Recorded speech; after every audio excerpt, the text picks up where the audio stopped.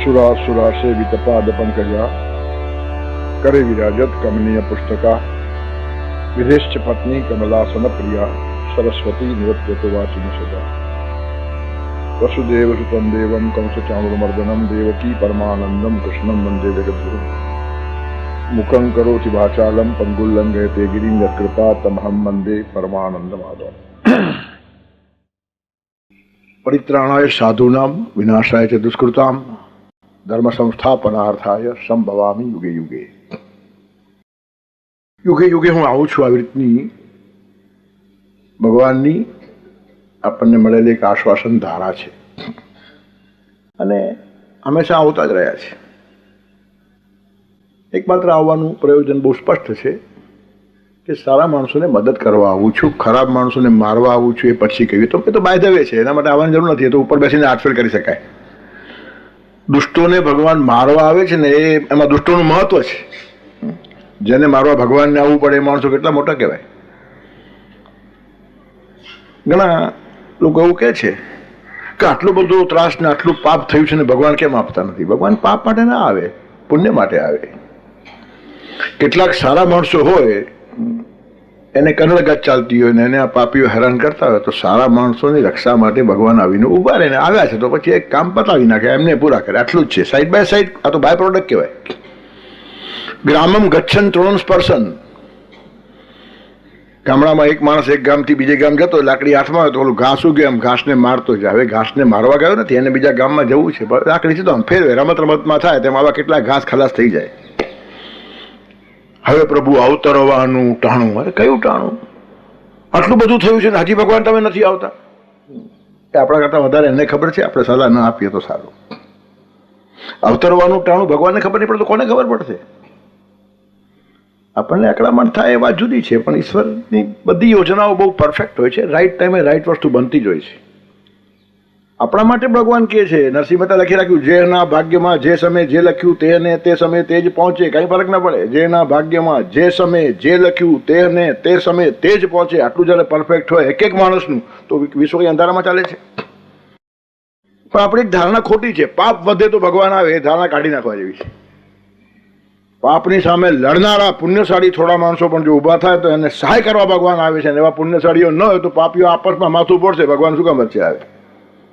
બધા જ જયારે સરખા થઈ જાય તો કોને બચાવવા આવવાનું છે? અને જયારે જયારે ભગવાન આવ્યા છે ત્યારે સંતોને, ઋષિઓને, સજ્જનોને સહાય કરવા માટે આવ્યા છે. અને ભગવાનની પ્રતિજ્ઞામાં પહેલા પરિત્રાણાય સાધુનામ જ લખ્યું છે, પછી વિનાશાય છે દુષ્કૃતામ. એ તો બાય ધ વે કરવાનું કામ છે. ધર્મ સંસ્થાપનાર્થાય, પછી ધર્મની સમ્યક સ્થાપના કરે. ખોટી વાતો જ્યારે ધર્મ નામે સમાજમાં શરૂ થઈ જાય ત્યારે ધાર્મિકોથી પણ સમાજને બચાવવો પડે ને એ જવાબદારી ભગવાન નહીં સ્વીકારે તો કોણ સ્વીકારે? ધર્મના નામે જેટલો અધર્મ ફેલાવી શકાય એટલો અધર્મના નામે પણ ફેલતો નથી. અધર્મના નામે અધર્મ ફેલાવવો અઘરો છે. ધર્મના નામે સહેલાઈથી ફેલાઈ જાય. ખરાબ માલને પણ તમારે સારો માલ કેવો પડે તેમ અધર્મને પણ ધર્મ કહો તો જ સમાજ સ્વીકારશે. અમારો માલ આવો નહીં એમ બધા જ જાહેર ખબર કરનારા કે ના કે અમારો માલ જુદો, અમારો માલ જુદો, તમે બીજા ઘણા માલ વાપરતો છો, આના જેવો માલ નહીં. તેમ બધા જ ધર્મના ટોળાઓને કેવું જ પડે અમારું જુદું છે, બીજે વાડાબંધી છે, બીજે જૂથબંધી છે, જીતે સંપ્રદાય છે, બીજે ઘેટાશાહી છે, બીજે ટોળાશાહી છે, અમારે ત્યાં આવું નહીં એમ કરીને બકરો વાડામાં આવ્યો કે પછી એના કરતા ખરાબ હોય. બિલકુલ આ બધું પ્રચાર તંત્રનું કામ છે. અને મોર દેન 90% આ ચાલતું હોય છે. 90 પણ હું જરા સાચવીને બોલું પણ 99 જેવું આવું થયું છે. અમારો માલ આવો નહીં. કરિયાલાલ દવે એક લખેલું મુક્તક કે વાળા નહીં કરવાની વાતો કરનારાના વાળા જોયા. અમારો વાળો નથી એમ કહેનારો એનો વાળો પછી સૌથી મોટો હોય. એનું કારણ માલ ખપાવો છે અને લોકો વાડાથી કંટાળે છે તો અમારો વાળો નથી એમ કેવું પડે. ત્યારે વાડા નહીં કરવાની વાતો કરનારાના વાડા જોયા અને એ વાડાના બંધ બારને થાતા કંઈક ભવાડા જોયા. અને એ વાડાના મોવડીઓએ, નીચેનો માણસ નહીં જો લખે છે કવિ, એ વાડાના મોવડીઓએ બાંધ્યા કંઈક સીમાડા જોયા અને એ સીમાડે મરી ગયા તો પકડી બેઠા નાળા જોયા. હવે એ નાળા છોડાવવા અને એ વાડામાંથી માણસને બહાર કાઢવો કોઈ માણસની તાકાત નથી, ભગવાન જ કાઢી શકે.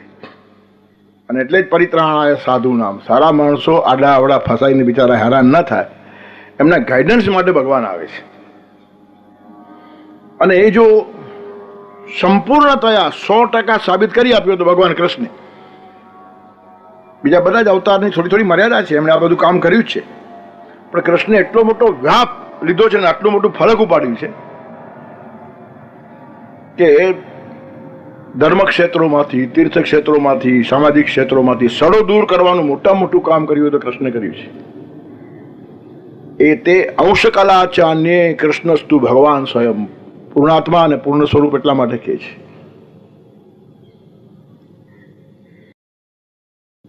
કંસની બેન દેવકી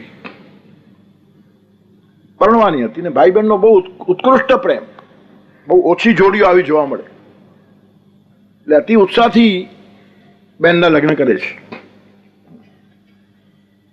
વૃષણી વંશના વસુદેવ જોડે એને પરણાવે છે, વિદાય આપતો હોય છે, બહુ ખુશી હોય છે, બહુ આનંદમાં હોય છે. તે વખતે આકાશવાણી થાય છે કે તું આટલો હરખ પદુડો થાય છે, બહુ ઉત્સાહી થયો છે, બેનના વિદાયમાં આંખમાંથી આંસુ વહાવે છે, પણ તને ખબર છે આનો જ 8મો દીકરો તને મારશે. ખલાસ, બધી મગજમાં ગોંધળ નિર્માણ થઈ ગઈ. થોડુંક વિચાર પરિવર્તન કરતા દિશા પરિવર્તન ને વર્તન પરિવર્તન કેવું થાય છે તેનો જીવતો જાગતો પુરાવો. અને આકાશવાણી તો થાય, આકાશવાણી કે આકાશમાંથી થવી જરૂર નથી. એક બહાર આકાશ છે, એક અંદર આકાશ છે, હૃદય આકાશ, અને અંદરનો આકાશ હંમેશા તમને કંઈક કહેતું હોય છે. શબ્દ ગુણકમાં આકાશમ, આકાશ શબ્દોને પકડી લે છે, અને એટલે જ તમને દિલ્હીનો અવાજ આકાશવાણી ઉપર મુંબઈમાં સંભળાય છે. શાસ્ત્રોમાં લખ્યું છે શબ્દ એ આકાશનો ગુણ છે. આકાશમાંથી આકાશવાણી સંભળાઈ એનો અર્થ હૃદયાકાશમાં જે ભીતિ હતી એનો પડઘો બહાર પડ્યો છે. પાપી માણસ હંમેશા ડરેલો હોય છે, અને અંદરથી કંઈક એવો અવાજ આવ્યા જ કરતો હોય છે, કંઈક ગડબડ થશે, કંઈક ગડબડ થશે, ડરેલો માણસ હોય. ચોરી કરીને ચોર જ્યારે ભાગતો હોય છે ને ત્યારે પોતાના જ પગલાના અવાજમાં એને પોલીસના પગલાનો અવાજ સંભળાય છે. અમારી પાછળ પોલીસ છે, મારી પાછળ પોલીસ છે. એનું કારણ અંદર ખબર છે, ન હોય તો હોવો જોઈએ. ચોરને ખબર છે મારી પાછળ પોલીસ ન હોય તો જ નવાય. તેમ બધા જ ખોટા માણસો હંમેશા ભયભીત હોય છે. મેં કીધું હિરણ્યકશ્યપ જેવો ડરપોક માણસ કોઈ નહીં, અને પ્રહલાદ જેવો અભય અને નિર્ભય કોઈ નથી. એનું કારણ ખોટા માણસો નિર્ભય હોઈ શકતા નથી ને સાચા માણસો ભયભીત રહી શકતા નથી. સાચો માણસ ભયભીત હોય તો ક્યાંક ખોટું હશે. 5% ખોટું હોય તો તમારો આત્મા થોડો હલી જાય. તેથી નિર્ભય અને અભય થવાને માટે પારદર્શક વ્યક્તિમત્વ, આર પાર જે માણસ છે, સત્યને કોઈનો ભય જ નથી. વિદ્વાન ન બિભેદ કુતશ્ચન, જે બ્રહ્મવેતા છે, આત્મવેતા છે, સાચો વિદ્વાન છે ને એને ડરનું નામો નિશાન નથી. ત્યારે કંસ બહુ ભયભીત હતો, અને આકાશવાણી થઈ, ચીડાઈ ગયો. જે બેનના માટે આંખમાં આંસુ સાતો તલવાર લઈને મારવા ગયો છે.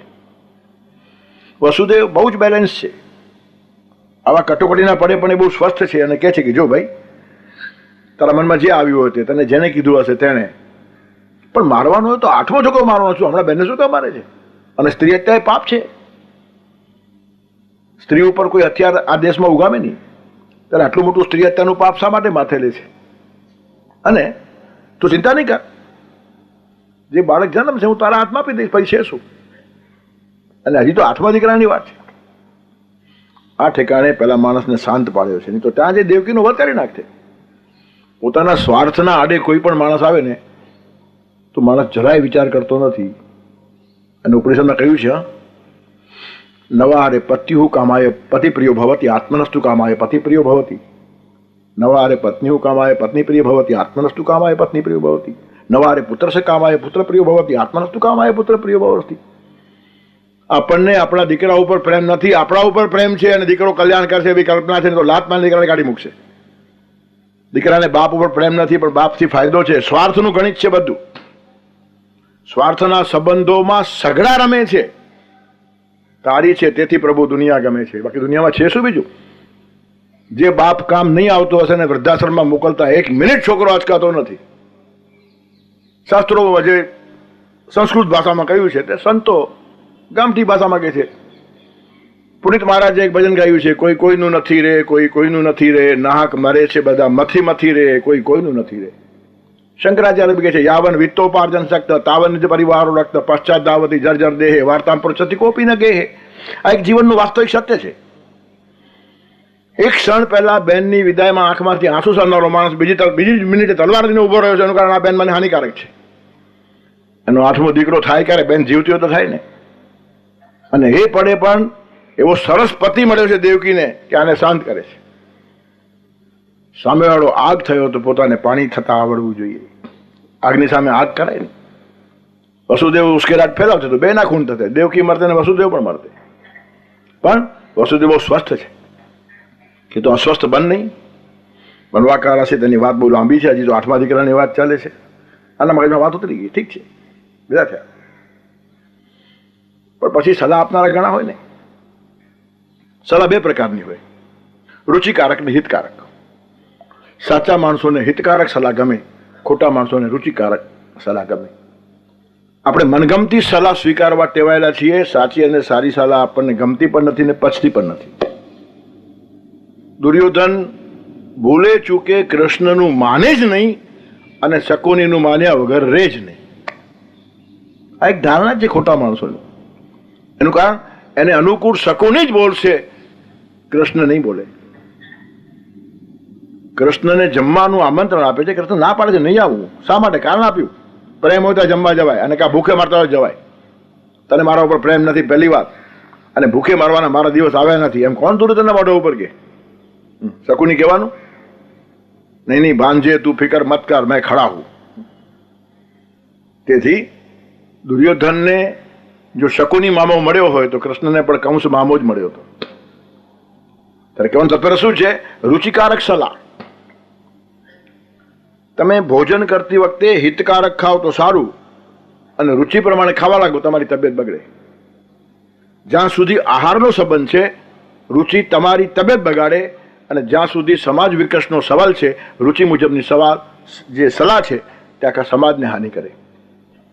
રુચિ મુજબનું ભોજન શરીર બગાડે અને રુચિ પ્રમાણે સલાહકાર આજુબાજુ રાખવા એ સત્યાનાશ આખા સમાજનો કરવા જેવી વાત છે. એ સમજવાની ક્ષમતા બહુ ઓછા લોકોમાં હોય. ત્યારે કંસને પણ આવી સલાહ આપનારા મળી ગયા કે ભાઈ આ બધું વિશ્વાસ કરવા જેવું નથી. અને આઠમો એટલે શું? 8 છોકરાઓને ઘોડાકારમાં બેસાવો, તમે કોને 8મો કહેશો? પહેલો પણ 8મો હોઈ શકે. તમે ક્યાંથી ગણો છો? અને આ વાત મગજમાં ઉતરે, કારણ કે ભયભીત તો છે જ. તો પછી પહેલો ને 8મો મૂકો ને બધાને બતાવતા જાઓ, માથાકૂટ જોઈએ જ નહીં. આમાં પણ ઈશ્વરી સંકેત હોય કે આટલા 6-7 છોકરાઓની ક્રૂર હત્યા થાય તો સમાજ જાગી જાય કે નહીં, હવે આ માણસ મરવા જેવો જ છે. એના માટે પણ એક અભાવ સમાજમાં નિર્માણ થવું જોઈએ. ઈશ્વરી યોજના સમજવી આપણને બહુ અઘરી છે, પણ આવા સલાહકાર મળી જાય. અને બીજી એક વાત થઈ, વસુદેવ બહુ સિદ્ધાંતવાદી માણસ છે. અક્રૂર થોડો આગો પાછો થઈ જાય, આ નહીં થાય. ગોકુળમાંથી કૃષ્ણ બલરામને લાવવામાં અક્રૂર નિમિત્ત થયા છે. ખબર છે કે મારવા માટે બોલાવે છે, પણ વસુદેવની પાસે એક નિષ્ઠા હતી, એક ધારણા હતી. અને આવો માણસ બહાર જાય સારું નહીં, એટલે એને જેલમાં પૂર્યા છે. સાચો માણસ બહાર હોય ને તો સાચી વાતો બહાર જાય. તેથી સરમુખત્યાર લોકો, ઓટોક્રેટિક લોકો પોતાની પોલ જાણનાર માણસને બહાર જવા દે નહીં. ત્યારે વસુદેવ આરપાર કંસને ઓળખી ગયેલો માણસ હતો. કંસને બી ખબર હતી, હોશિયાર હતો, પોલિટિશિયન છે. તે જેલમાં રાખ્યા, ઠીક છે. આકાશવાણીનો આટલો જ અર્થ છે. એને અંદરથી બી આ રાગ્યા જ કરતું હતું, બહાર લોકોમાં પણ આવી વાતો બોલાતી જ હોય. અને એક જનરલ ધારણા હોય, ખોટો માણસ વહેલો મોડો મરવાનો છે ને મારનાર સાચો માણસ હોઈ શકે. તેથી આ બધી જે કલ્પનાઓ અને ધારણાઓ ઊભી થઈ એના પર આખો કથાનો પાયો છે. વ્યાસે બહુ સરસ રીતે આખી ઘટના લખી છે. સુખદેવે પ્રેમથી એ સમાજ પાસે મૂકી છે. એક સંતાન મરતું જાય છે, બહુ ત્રાસ થાય છે, અને કેટલું ધૈર્ય પણ જોઈએ. 8મું સંતાન જો આને મારવાનું હોય તો બધી પીડા સહન કરવાની તૈયારી હોવી જોઈએ. એનું કારણ 8 બાળકો કંઈ 1 વર્ષમાં થતા નથી. કમસે કમ 10-12 વર્ષનો ગાળો જાય ત્યાં સુધી જેલ જીવન ભોગવવાની તૈયારી. નબળા માણસો આપઘાત કરી નાખે. હવે આવું જીવવું એના કરતાં શું છે, બીજું જન્મ મળશે, મરવા દો. નહીં, એક મિશન જેના હાથમાં છે ને એ માણસ કોઈ થાકતો નથી અને કંટાળતો નથી. તેથી વસુદેવ અને દેવકીની એક પોતાની નિષ્ઠા છે. ભાઈ કથા આપણને ખબર છે બધી. બલરામ જ્યારે ગર્ભમાં રહે છે 7મા બાળક તરીકે, ત્યારે ગર્ભપાત થઈ ગયો ને વહેલું બાળક નીકળી ગયું આવું કહ્યું ને આ બાળક લઈને વસુદેવની બીજી પત્ની હતી રોહિણી, તેમાં એને સ્થાપે છે, ખેંચીને ત્યાં લીધો. તેથી એનું નામ પડ્યું સંકર્ષણ, એ જ બલરામ. અને એક બાળક પોતાની મેળે મરી ગયું, મારે મરવું નહીં પડ્યું. અને કૃષ્ણ જન્મ થયો ત્યારે બીજી એક આખી યુક્તિ કરી, યોગમાયા તરીકે જ અહીંયા દેવકીના ગર્ભ અવતરે છે. અને આ જે કૃષ્ણ છે એને યશોદાના બાળક તરીકે ગોકુળમાં ટ્રાન્સફર કરવામાં આવે છે. કારણ કે બચાવવાના, જે થવાનું છે થવાનું જ છે. એના માટેની બધી ઘટનાઓ પોતાની મેળે અનુકૂળ થઈ જાય, પોતાની મેળે અનુકૂળ થઈ જાય, કરનારમાં સાહસ આવી જાય, બીજા માણસો અંદરથી સાથ આપવા લાગે જ્યારે ઘટનાઓ બનવાની હોય છે ને ત્યારે. અથવા ભવિતવ્ય દ્વારાણી ભવંતી સર્વત્ર, જે બનવાનું છે ને એના માટે બધી બાજુના બારણાઓ ખુલી જાય. જેલના બારણા ખુલ્યા છે, આ તો એક નિમિત્ત અને ટોકન છે. જેલના નહીં, બધા જ બારણા ખુલી જાય. એક દ્વાર બંધ હુઆ લાખ દ્વાર ખુલ ગયે. ભગવાન જયારે કામ કરવા માંગે છે ને ત્યારે ઘણા બારણા ખુલી જાય. લાખ કરો ઉપાય છતાં ના ખુલતી એકે બારી. તમારે શું તાકાત તમે બારી ખોલી શકો? આપણાથી નાનકડી બારી પણ નથી ખુલતી. કોઈ માણસે હોશિયારી કરવા જેવું છે જ નહીં. લાખ કરો ઉપાય છતાં ના ખુલતી એકે બારી, પણ એના એક ઈશારા પર તો ઉઘડે આ બટારી, આખું આકાશ ખુલી જાય. બારી શું? તેથી 8મું બાળક જન્મે છે એ છોકરી હોય છે, યોગમાયા. કૃષ્ણ ત્યાં પહોંચી ગયા અને કૃષ્ણ પહોંચી ગયા છે એની બધી વ્યવસ્થા થઈ ગઈ. એક તો વસુદેવમાં થોડું સાહસ આવી ગયું છે. હવે દેવકી પણ ચિડાઈ છે કે આ છોકરો કોઈ પણ હિસાબે નહીં મરવો જોઈએ, કારણ કે કંસને મારવા માટે જન્મ્યો છે એવી આકાશવાણી જોશે તો આ તો એક દિવ્ય તત્વ છે. ત્યારે વસુદેવ કે આપણા હાથમાં શું છે, પણ હવે આપણે જેલમાં બંધ છીએ. આમ કેટલા દિવસ બોલ્યા કરશો આવું બધું? હું 10 વર્ષથી સાંભળતી આવી છું. કંઈ કર્યા વગર કશું થતું નથી. અને આ બધા સૈનિકો બી ટેવાઈ ગયેલા, વર્ષોના રાતોરાત ઉજાગરાઓ કરવાના. ગમે ત્યારે ઊંઘ આવી જાય ત્યારે પેલો સૈનિક સૂતો હશે, એના ખિસ્સામાં ચાવી અડધી બહાર પડી હશે, અડધી અંદર પરથી વસુદેવ હાથ નાખીને ચાવી ખેંચી હોય કે હવે જે થવાનું તો થાય, પણ આને બચાવવાની કોશિશ તો કરીએ છીએ. તેથી બારણું ખોલી નીકળી ગયા હશે. દેવકીએ પાછું બારણું બંધ કર્યું હશે. વસુદેવ ગોકુળ પહોંચી ગયા. આ એક વાત છે, માણસમાં ક્યારેક સાહસ નિર્માણ થાય અને પોતે મરવા તૈયાર થાય. પકડાય તો મારું શું બીજું છે શું, પણ આને બચાવવાની કોશિશ તો કરી કમસે કમ. તેથી દેવકીનો પણ એક પુણ્ય પ્રકોપ હોય, વસુદેવમાંથી સાહસ પ્રગટ્યું હોય, સૈનિકો થાકીને સૂઈ ગયા હોય, અનંત વાતો બને. કાં તો યોગ માયાએ આ બધું જાદુ ફેલાવ્યો હોય. યોગ માયા અહીંયા આવી છે કે એમથી થોડી આવેલી છે, ત્યારે એના જાદુની અસર થાય અને બધા સૂઈ જાય. આ પણ શક્ય છે. અને ત્રીજું, આવી બધી હત્યાઓ જોઈને આ સૈનિકને પણ ત્રાસ ન થાય, તેથી જાણી જોઈને આંખ આડા કાન કર્યા હોય એ પણ સંભાવના છે. ક્રૂર અને અત્યાચારી માણસ સામે બોલી શકાતું ન હોય તો બંધ બારણે પણ સાચી વસ્તુને સહાય કરવાની, જે પ્રહલાદ વખતે મેં કીધેલું કે હિરણ્યકશ્યપુની સામે બોલવું એટલે પોતાની જીભ કપાવી નાખવા જેવો ડર લોકોને હતો. તેથી ઘરે ઘરે અગ્નિ પ્રગટાવીને બધાએ પ્રાર્થના કરી કે અમે હેલ્પલેસ છીએ, અમારાથી કાંઈ થાય નહીં, પણ અગ્નિદેવ તમે અમારા પ્રહલાદને બારતા નહીં. આટલો અંદરનો ભાવ હતો. તો પછી બધી આખી પ્રજા અને આ સિપાહીઓ પણ પ્રજાનો એક ભાગ જ છે. અને વારંવાર નિર્દોષ બાળકો કપાવતા હોય અને એકાદ બાળક જતું હોય તો જવા દો ને, અમને ઊંઘ આવી ગઈ હતી એમ કહી દેશું. આવું બનતું હોય સમાજમાં. તેથી કોઈ પણ વિકલ્પ લો, કાં તો સાહસ નિર્માણ થયું છે. દેવકીના પુણ્ય પ્રકોપથી વસુદેવમાં સાહસ નિર્માણ થયું છે અને એને બહારનું ખોલીને હિંમતથી બહાર જવાની વાત કરી. કમ વોટ મે, આ એક થઈ શકે. યોગમાં એ જાદુ ફેલાવ્યું ને બધા સૂઈ ગયા, એ પણ શક્ય છે. અને જાણી જોઈને સૈનિકોએ આંખ આડા કાન કર્યા કે જવા દો, હવે જે થવાનું તો થાય, રોટલા માટે કેટલું મારવાનું આપણે પણ. તેથી સત્વ જ્યારે જગતમાં પ્રગટવાનું હોય છે ત્યારે બધા જ બારણા ખોલી જાય છે, ખાલી જેલના બારણાઓ નહીં. ઈશ્વરી યોજના મુજબ બધું બનતું હોય છે. ત્યારે દેવકીનો પુણ્ય પ્રકોપ લો, વસુદેવનું સાહસ લો, યોગમાયાનો જાદુ લો, અંદર ખાનેથી લોકોનો દેવકી અને વસુદેવને સાથ છે એ લો, અને કાં તો પ્રભુની યોજના છે એમ સમજો. આ બધી જ અર્થઘટનની વાતો બહુ સાચી છે ને મગજમાં બેસે એવી છે. વસુદેવના ફ્રેન્ડ હતા નંદરાજ, એમને ત્યાં મૂકી આવી નિરાશ થઈ જાય. યમુનામાં પૂર છે, સાચી વાતોમાં અગવડ હોય છે, ઘોર અંધારું છે, કંઈ સૂઝે નહીં, શ્રાવણ વદ આઠમ છે, અંધારિયાના દિવસો, એક તો અંધારું, વંટોળીઓ, તોફાન, યમુનામાં પૂર. તમે સારું કામ કરવા નીકળો એટલે 1000 વિઘ્નો આવે, પણ એક પણ વિઘ્ન તમને નડી શકતું નથી એક ભગવાન અનુકૂળ હોય તો. સાનુકૂલે જગન્નાથે સાનુકૂલમ જગત્રયમ. વરસાદથી ભગવાનનું રક્ષણ કરવા શેષ નાગ પોતાની છાયા ધરે છે. યમુનામાં પૂર આવ્યું છે, કૃષ્ણ સમજી ગયા યમુના ને મારા માટે આદર અને પ્રેમ છે, એ મારા ચરણ સ્પર્શ કરવા માંગે છે. ભગવાને પગ થોડો બહાર કાઢ્યો, યમુના અડી ગઈ ને શાંત થઈ ગઈ. એક કવિએ સરસ કલ્પના કરી છે, મનોજ ખંડેરિયા, કે ટોપલીમાં તેજ લઈ નીકળી પડો, ટોપલીમાં તેજ લઈ નીકળી પડો, પાણીની વચ્ચેથી રસ્તો થઈ જશે. અરે જેની ટોપલીમાં કૃષ્ણ છે એને કોણ અટકાવે? આટલો સરસ સંકેત પકડે છે. પૌરાણિક વાત પકડીને આધુનિક વાત કરી આ માણસે. ઊંચા ગજાનો કવિ હતો, કયો હોય બિચારો.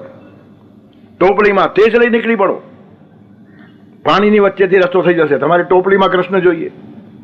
આજે પણ તમારી આ ટોપલી છે, એમાં કૃષ્ણની ગીતા હોય તો તાકાત કોની તમને અટકાવશે? આ એક આશ્વાસન છે. તમારી ટોપલીમાં બીજો કચરો નહીં હોવો જોઈએ. કચરાનું રક્ષણ કરવાની ભગવાનને ટેવ નથી. તમારી ટોપલી સાફ હોય, એમાં કૃષ્ણ જ હોય, એમાં ગીતાની વાત જ હોય, એમાં ભગવાનનો વિચાર જ હોય, તમારા જીવનનું મિશન હોય.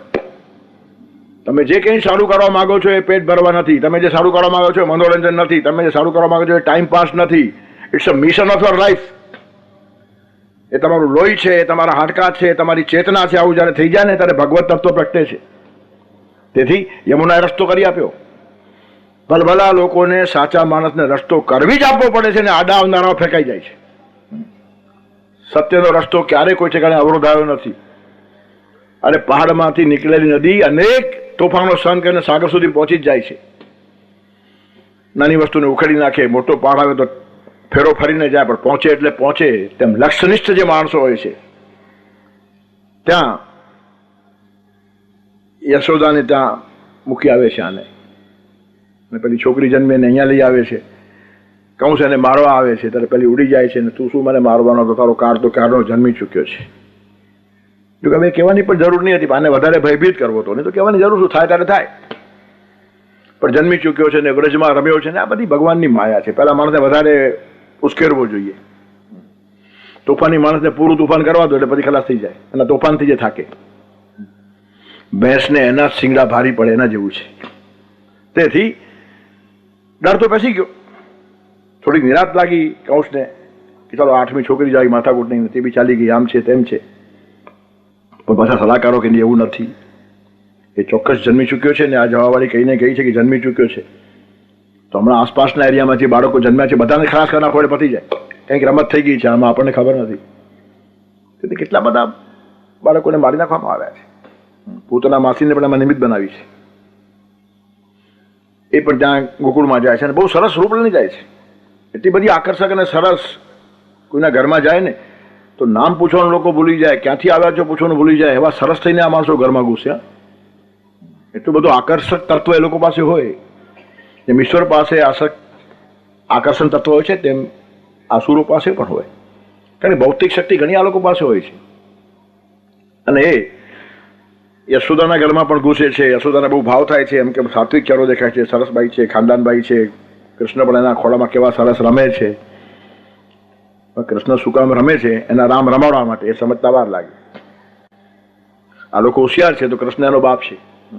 એ યથા મામ પ્રપદ્યંતે તામ તથૈવ ભજામ્યહમ. બાંધી મુઠ્ઠી કામ કેમ કરવું એ કૃષ્ણને આવડે છે, અને એ જ ડાયો માણસ છે. બહુ પોતાની વાતો પ્રગટ નહીં કરી નાખવાની. વિદુર નીતિમાં વિદુરજી કહે છે, યસ્ય કાર્યમ ન જાનંતી મંત્રમાં મંત્રિતમ પરે કૃતમ એવા છે જાનંતી સવય પંડિત ઉચ્યતે. આ માણસ શું કરવાનો છે એ કોઈને ખબર ન પડે, એની મંત્રણા કોઈને ખબર ન પડે, સીધું કરેલું કાર્ય જ દેખાય એને પંડિત કહેવાય. આજે કામ કરતા પહેલા જ માણસો આમ કરશું ને તેમ કરશું એટલે વિઘ્નો ઉભના કારણે ખબર પડે કે આમ કરો છે, આમ અટકાવો. થયેલું જ કામ દેખાય. અને વિદુર ખાલી બોલતો નથી, કરી બતાવ્યું છે. કરોડો આખો છુપો ભયરો બનાવ્યો, વિદુરને ખબર પડી, પણ એને જે બનાવ્યું લાક્ષાગ્રહ બનાવ્યું તે વિદુરને ખબર પડી, પણ બચાવવા માટે વિદુરે ભયરું બનાવ્યું તો આમને ખબર નહીં પડી, પરિણામ દેખાયું. ઠેઠ પાંચાલ દેશમાં પાંડવ પ્રગટ થયા ત્યારે ખબર પડી કે આ લોકો જીવતા છે. આ વિદ્વાન માણસ કહેવાય. તેથી કૃષ્ણે બધા જ કામો હસતા રમતા કર્યા છે, કોઈ બોજો નહીં. એ પૂતનાના ખોળામાં પણ નાનું બાળક રમતો એમ જ રમે, હસતા હસતા. ભલે ને હસતો ચાલો જોઈને મરનારો પણ શું વાંધો છે. કામ જગતમાં કોઈ એમને લાગે ના બહુ ભારી, ભક્તોની નૌકાને દેતા રમતા રમતા તારી. બધા જ કામો એટલે લીલા જ કહેવાય, લીલા. ભગવાન કૃષ્ણની બધી લીલા જ છે એનું કારણ બધા જ કામો આમ હસતા રમતા એમણે કર્યા છે. અને આખા જીવનનો સંદેશ બી એમનો એ જ છે, જરા હસતા રમતા જીવો, જગત બદલાઈ જશે, સીધે બહાર લઈ ફરશો, જીવન કરવાઈ જશે. કોઈ બોજો કૃષ્ણ ઉપર નથી. યશોદા જરા કામમાં આગા પાછા થયા કે એણે ઝેરી દૂધ પાવાનું શરૂ કર્યું. વિષકન્યા હતી, કાળકૂટ ઝેર લગાડેલું સ્તન ઉપર, કૃષ્ણને ધવડાવવા બેઠી છે. કૃષ્ણ ધાવે છે પ્રેમથી. એનું કારણ એને દૂધ નથી પીવું, ધાવતા ધાવતા પ્રાણ ખેંચી લેવાતા, અને ખેંચી લીધા. ઢળી પડી, અસલી સ્વરૂપમાં પ્રગટ થઈ. લાશ પડેલી તે બહુ જબરજસ્ત, બધા ગભરાઈ ગયા. હવે અકસ્માત મરી ગઈ છે એમ જ માન્યું, આ કોઈ માયાવી રાક્ષસી હતી, કૃષ્ણને મારી છે હજી ધ્યાનમાં નથી આવતું. આ છોકરો બીજો આમ ફરે છે એનું ખબર પડે. અને ખબર પાડવાની અમને હોશ જ નહોતી. ભગવાનને શું ખબર પાડે, આપણને હોશ હોય, કંઈ જરાક થાય તો આપણે તરત ખબર પાડીએ. આખી દુનિયા ચલાવીને પણ ખબર પાડવા આવે છે ક્યાંય? સૃષ્ટિનો સર્જક સૃષ્ટિને સર્જીને ખુદ ખોવાઈ ગયો. આખી સૃષ્ટિ એને બનાવી છે. ઉષા અને સંધ્યાના એટલા સરસ રંગો આકાશમાં ભરે છે, પણ ક્યાંય ભગવાનનું નામ નથી. અને આપણે એનું એકાદ ચિત્ર બનાવીએ તો નામ લખ્યા વગર રહેતા નથી. અસલી કામની નકલ કરનારનું પણ નામ આવે છે, તો જે અસલી કામ કરે છે એને મનથી નમસ્કાર તો કરો, જો ખાનદાની હોય તો. ક્યાંય નામ નથી. સૂર્યોદય સૂર્યાસ્ત બધું જ. પૂતના ખલાસ થઈ ગઈ. હવે કૃષ્ણને પૂતના અને કંસ જેવા મામા કેમ? એટલે મામાને માસી સારા જ હોવા જોઈએ એવી ધારણા આમાં આપણે ન રહીએ એટલા માટે કે એમને એવા મળ્યા તો હોય, આ દુનિયામાં આવું ચાલે છે. એટલે કોકને ખરાબ મામો મળી ગયો તો બહુ દુઃખ ના થાય. આશ્વાસન છે ને, કૃષ્ણને આવો મળ્યો હતો. હા, કોઈને માસી આદિ આવડી મળે તો કૃષ્ણને આવી મળી હતી. એમાં સમાધાન બીજાને આપતા હોય. આ લોકો જાણી જોઈને જીવનમાં આવું બધું લાવે. એનું કારણ બધાને કંઈ સારી માસીઓને સારા મામા મળે એવું થોડું બને છે. અને આવું જયારે કંઈ થાય તો તમે કમસે કમ સમાધાન લો કે આવાજ પકડી પકડીને કૃષ્ણ બી આવેલા હતા. આવું બધું ઘણું કામ કૃષ્ણે કર્યું છે. બાળ લીલા તો બહુ જોવા જેવી છે, કેટલું બધું લખ્યું છે. સુરદાસજી તો પાગલ થયા છે. જરાક રમવા લાગ્યા, ધૂળમાં રમે છે, મોટી વાત છે. અને રસખાનને તો એ જ રૂપ ગમ્યું. ધૂરી ભરે અતિ શોભિત શ્યામજુ, તૈસી બની શિર સુંદર ચોટી, ખેલત ખાત ફિરે અંગના પગ પેંજની બાજતી પીરી કછોટી, વાછવી કો રસખાન બિલોકત વારત કામ કલાની દિકોટી, કાક કે ભાગ કાક કયો હરિ હાથ સોલે ગયો માખણ રોટી. પેંજરી પગમાં વાગતી હોય, ફરતો હોય નિર્દોષ છોકરો ઘરમાં, ઘર સ્વર્ગ જેવું લાગે. છે ને, પ્રભુના પુષ્પસમ નાના મલકતા બાળ એમાં હો, દિશે નિષ્પાપતા ચહેરે અને શૈશવ ખીલેલું હો, પ્રભુ તારા જ સંતાનો વલણપણ તુજ તરફનું હો, પ્રભુ નાનકડું ઘર મારું સદા તારું જ મંદિર હો. એક નાનું બાળક ઘરમાં ફરતું હોય, ઘર તમને સરસ લાગે. પરમાત્માનું સ્વરૂપ છે. અને ધૂળથી ભરેલું રૂપ ગમે છે. છોકરાઓને રમવા દો. હું તો ઘણી વાર કહું છું, આજના કાળમાં રમત ચાલી ગઈ છે, મેદાનો જ ખલાસ થયા છે. એક કાળે મેદાન મેદાન મેદાન હતા. અમારા મુરુડમાં 100-200 મેદાન હતા. હવે એકાદ બે માન છે, કેટલા દિવસ રહેશે કોને ખબર. હું મુરુડમાં રહેવા ગયો ત્યારે મેદાન જ હતા, મકાનો હતા જ નહીં. લોકો જંગલ જંગલ જંગલ જંગલ દેખાયા કરે. એક પણ વેહિકલ ગામમાં નહીં હતું. અમારા મુરુડમાં મોટર આવે તો લોકો જોવા ભેગા થાય. મોટર છે આવી હોય, કલ્પના કરો. અને ક્યાં પહોંચ્યા છીએ હવે. એક કાળે ઝાડ ઉગતા હતા અને મકાનો બાંધવા પડતા હતા. આજે મકાનો ઉગે છે ને ઝાડ બાંધવા પડશે એવા દિવસો આવ્યા છે. કેટલો કાળ બદલાયો છે. તેથી રમત ગઈ. શિક્ષણમાં બી એટલો બધો બોજો થયો છે કે રમવા ટાઈમ છોકરાઓને નથી અને રમાડવા ટાઈમ મા બાપને નથી. જીવનની રમત જ ખોવાઈ જાય તો જીવન રમત જેવું હળવું લાગશે કેમ? ઘણા બાળકો તો છોકરાને કે ધૂળમાં જા નહીં, ધૂળમાં જા નહીં, કપડાં ખરાબ થશે. પછી હું કહું ધૂળમાં જાય તો કપડાં ખરાબ થશે ને ધૂળમાં નહીં જાય તો આખું જીવન ખરાબ થશે. જે કરવું હોય તે કરો. કૃષ્ણ ભગવાન ધૂળમાં રમીને જ ઉપર ગયા છે. ધૂળ ચાટે ધરાની જે આકાશને આંબી શકે તે. બહુ નાની નાની સરસ બાળ લીલાઓ છે. સુરદાસજી લખે છે, મૈયા મોહી દાઉ બહુ જ ખીજાયો. બલરામ મને બહુ ચીડવે છે. આ મજા છે છોકરાઓની. મોસો કત મોલ કો લીનો તો જસુમતી કબ જાયો. અરે તને વેચાતો લાવ્યા છે, તું યશોદાનો દીકરો છે જ નહીં. અને પુરાવો શું? ગોરે નંદ જશોદા ગોરી તુમ કત શ્યામ શરીર. હા, નંદજી ગોરા છે, યશોદા ગોરી છે, અને તું કાળો છે એનું કારણ એમનો છે જ નહીં, વેચાતો લાવ્યો છે. મોસો કહત મોલ કો લીનો તોય પૈસા આપીને લીધો છે. જસુમતી કબ જાયો. ગોરે નંદ જશોદા ગોરી તુમ કત શ્યામ શરીર. और ચુટકી દેત હસત બાલ સબ શીખાઈ દેત બલવીર. બધા મને ચીડાવે છે, શીખવનારો આ છે. અને એક વાત તને કહું, માં તું પણ એવી માનતી એવું લાગે છે. જીય તેરે કછું ભેદ ઉપજીએ જાની પરાયો જાયો. તું મોહી કો મારણ શીખી દાવો કબઈ નખી છે. તું બલરામ પર ચીડાતી નથી અને મને મારતા અચકાતી નથી. પારકો છું ને. કેટલી સરસ લીલા છે આ. અને બાલભાવ જે પકડ્યો છે સુરદાસજીએ, અને ક્રેડિટ ગોઝ ટુ મહાપ્રભુજી. સુરદાસને આવા પદો લખતા મહાપ્રભુજી કરી નાખ્યા છે. સુરદાસ બહુ કરુણ ગીતો લખતા હતા, વિષાદ અને વ્યથાથી ભરેલા ગીતો લખતા હતા, અને મહાપ્રભુજી મળ્યા કે શું વાત કરે છે યાર. અરે અદ્ભુત ભગવાન છે. બાળ લીલા પર તું કલમ ચલાવો ને ત્યાર પછી આવા ગીતો નીકળ્યા છે, ચિરંતન થયા છે ને ઘર ઘરમાં ગવાય છે. ત્યાર પછી યશોદા પ્રેમથી એને ઉપાડે છે કે આવું કંઈ નથી, તું મારો જ છે. ये ले अपनी लकुटी कमरिया बहुती नाच न થાય નથી ના લાકડી લે, આ કમર લઈ લેતા જોઈએ નહીં. આવો ભેદભાવ ઘરમાં, હું પરાયો છું એટલા માટે.